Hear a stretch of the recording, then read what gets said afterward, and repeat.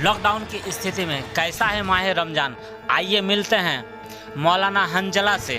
मौलाना अबू हंजला जो पूर्णिया के अमर प्रखंड के रहने वाले हैं, वो किसी कार्य से नूरी नगर लाइन बाज़ार में आए, जहां लोगों को समझाते हुए वहीं हमारे संवाददाता असलम से बातचीत करते हुए उन्होंने साफ तौर पर कहा कि मस्जिदों में नमाज नहीं पढ़ना है, तरावीह नहीं पढ़ाई जा रही है और ना ही तरावीह पढ़ी जाए। हम बताना चाहेंगे कि तरावीह उसे कहते हैं जब रात्रि के नमाज में लंबे समय तक जमात में एक साथ सैकड़ों लोग करीब 20 रिकात कहीं 8 रिकात नमाज पढ़ी जाती हैं। ये रमज़ान के मौके पर 1 महीने तक तरावीह पढ़ी जाती हैं, जिसको मुसलमानों को बहिष्कार करने की बात कही है। चूँकि मुसलमान अब किसी भी स्थिति में, चाहे कोई भी लोग किसी भी स्थिति में सामूहिक रूप से जमात नहीं कर सकते हैं। वहीं मौलाना अबू हंजला ने आगे बताया कि कानून को मानते हुए धर्म को निभाना है। ये एक बहुत बड़ी बात है कि एक मौलाना साहब देश को संदेश देना चाह रहे हैं कि कानून को निभाना है। कानून भी एक धर्म है और कानून को धर्म की तरह से निभाना है। जो लोग बाहर फंसे हैं उनके लिए उनके घर वाले परेशान हैं, मदरसे में जो बच्चे परेशान हैं उनके अभिभावक परेशान हैं, लेकिन परेशान होने की आवश्यकता नहीं है। जो जहां हैं वहीं रहेंगे। हिंदुस्तान को अगर बचाना है, इस कोरोना से बचाना है, तो इसके लिए हमें कोशिश करना होगा। और मौलाना ने आगे साफ शब्दों में कहा कि माह रमज़ान दान पुण्य का महीना है।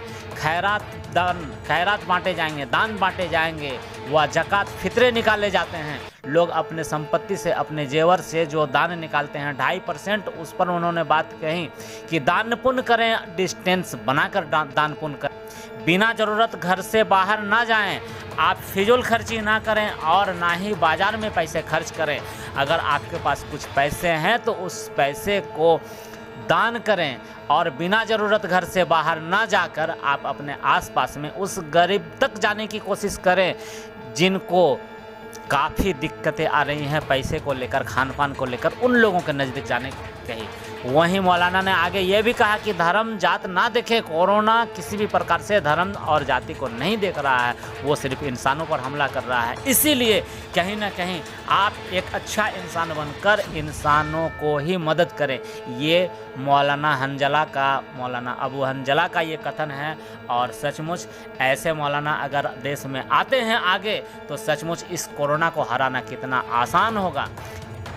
हम बताना चाहेंगे कि पूर्णिया के लाइन बाज़ार मधुबनी ये मुस्लिम बाहुल क्षेत्र है और यहाँ सोशल डिस्टेंसिंग के साथ लोगों को जा कर बता रहे हैं कि कानून को माने, कानून को धर्म के तरह माने और कानून को मानते हुए धर्म को निभाना है। ये नहीं कि धर्म के लिए कानून को तोड़ना है। कानून को तोड़ने से इन्होंने सख्त मना किया है। ये बहुत बड़ी बात है। यहाँ हम कहना चाहेंगे आंखों देखी चैनल की ओर से मौलाना अबू हंजला को लाख बधाइयाँ दी जा रही हैं, जो लोगों को जागरूक करने के लिए इस प्रकार के कदम इनके द्वारा उठाई गई। तो सर आप ये बता सकते हैं कि आपका रमज़ान कैसा बीत रहा है?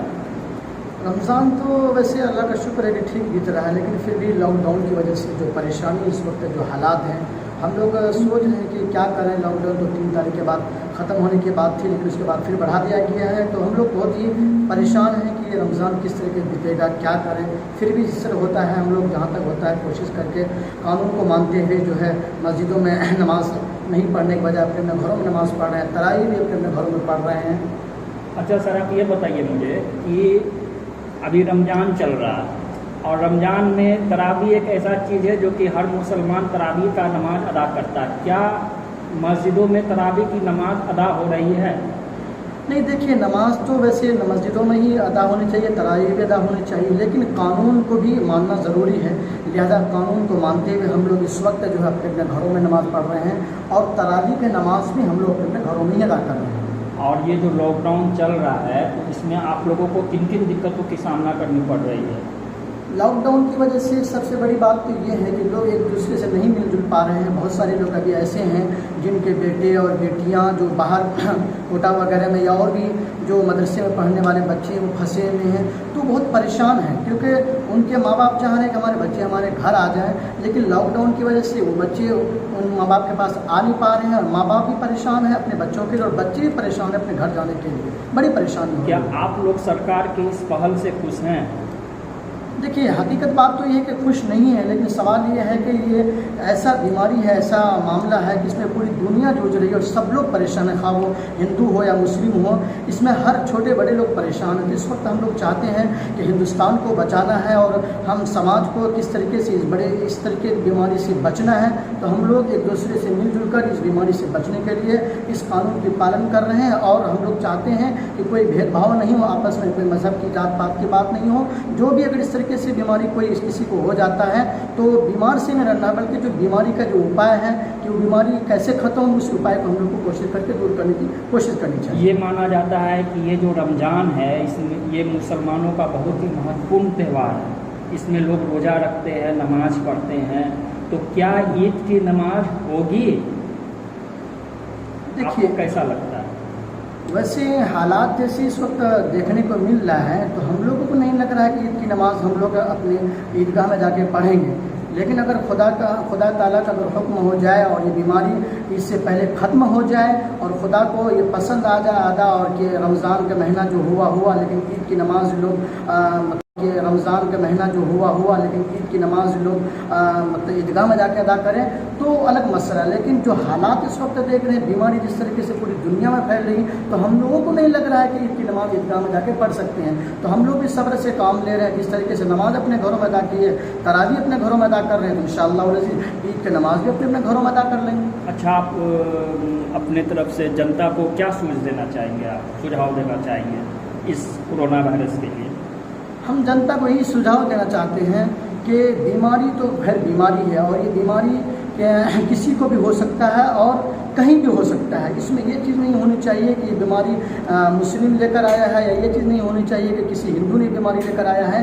खुदा तो किसी को बीमारी दे सकते हैं। हम लोग ये कोशिश करिए कि बीमारी से बचना कैसे है, उस बीमारी को बचने के लिए जो हुकूमत ने जो कानून के दायरे में जो हम लोगों को चलने के लिए बोले हैं कि डिस्टेंस बनाकर आप रहें, इस तरीके से अगर लॉकडाउन में आप कहीं बाहर भी जा रहे हैं तो ज़रूरत के तहत जाए। तो हम जनता से ये आग्रह करेंगे, रिक्वेस्ट करेंगे, उनसे गुजारिश करेंगे कि कानून को पालन करते हुए, कानून को मानते हुए आप लॉकडाउन में बिना किसी ज़रूरत घर से बाहर नहीं निकलें और अपने अपने घरों में ही रहें। जब तक ये बीमारी ख़त्म नहीं हो जाएगा तब तक हम लोग अपने घरों में ही रहेंगे। तो आप लोग सरकार के निर्देशों का पालन कर रहे हैं कि कहीं भी तरावी की नमाज नहीं हो रही है?